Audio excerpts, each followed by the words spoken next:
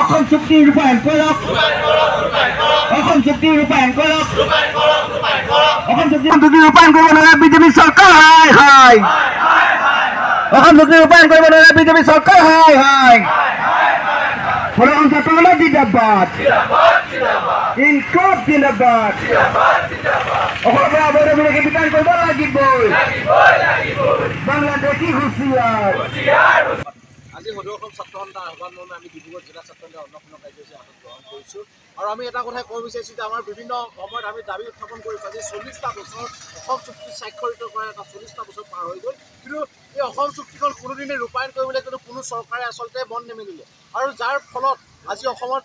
অবৈধ প্ৰব্ৰজনকাৰীয়ে আচলতে গোটেই অসমখন ছানি ধৰিছে উত্তৰ পূৰ্বাঞ্চল ছানি ধৰিছে আৰু অসমৰ খিলঞ্জীয়া লোকৰ ওপৰত আচলতে আমাৰ যি অস্তিত্ব এই অস্তিত্বৰ প্ৰভুত্ব যি আমাৰ বিচ্ছিন্ন কৰা এটা পথত আমি গৈ আছোঁ এই কথা বতৰাখিনি আজি আমি পুনৰ আমি প্ৰতিবাদ কৰিবলৈ বাধ্য হৈছোঁ আৰু অসম চৰকাৰক আমি ক'ব বিচাৰিছোঁ যে অতি সোনকালে এই বিষয়সমূহৰ ওপৰত ক্ষিপ্ৰতাৰে তেওঁলোকে ব্যৱস্থা গ্ৰহণ কৰিব লাগিব ভাৰত বাংলাদেশ সীমান্ত চিল কৰিব লাগিব চিল কৰাৰ লগে লগে তাৰ পৰা অবৈধ বাংলাদেশীক যাতে গুলীয়া ব্যৱস্থা হয় যি অনায়াসে পাৰ হ'ব পাৰে তেওঁলোকে গুলীয়া ব্যৱস্থা কৰিব লাগিব তাৰ লগে লগে আজি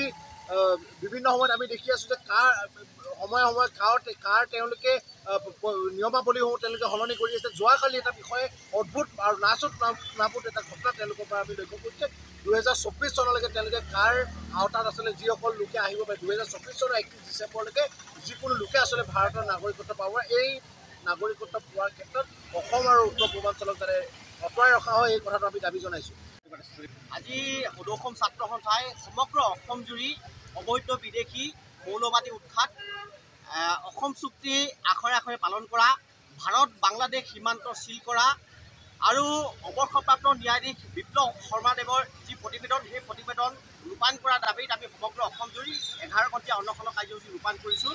আমি এটা কথা স্পষ্টভাৱে কৈ দিব বিচাৰিছোঁ যে অসমখন কোনো বিদেশী চৰণীয়া পথাৰ নহয় আৰু যোৱাকালি অসম চৰকাৰ বা ভাৰত চৰকাৰে যিটো সিদ্ধান্ত গ্ৰহণ কৰিছে 2024 চনৰ 31 ডিচেম্বৰলৈকে অহা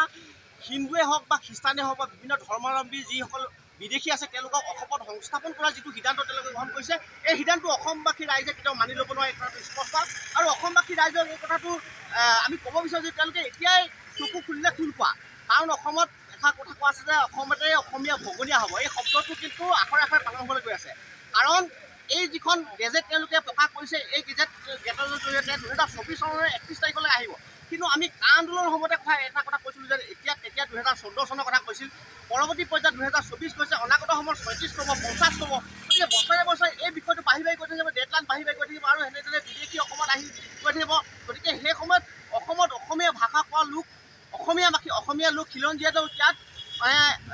সংখ্যালঘুলৈ পৰিণত হ'ব গতিকে আমি স্পষ্টভাৱে এটা কথা ক'ব বিচাৰিছোঁ যে অসমত 1971 চনৰ 24 মাৰ্চত অহা যিকোনো অবৈধ বিদেশী হিন্দুৱে হওক মুছলমানে হওক যিকোনো অবৈধ বিদেশী অসমত সংস্থাপন কৰাটো আমি কেতিয়াও মানি ল'ব নোৱাৰোঁ আৰু এই দাবীৰ বিৰুদ্ধে আমি সদৌ ডিব্ৰুগড় জিলা ছাত্ৰ সন্থা আৰু সদৌ অসম ছাত্ৰ সন্থাই অনাগত সময়ত আমি প্ৰতিবাদী কাৰ্যসূচী গ্ৰহণ কৰি যাম।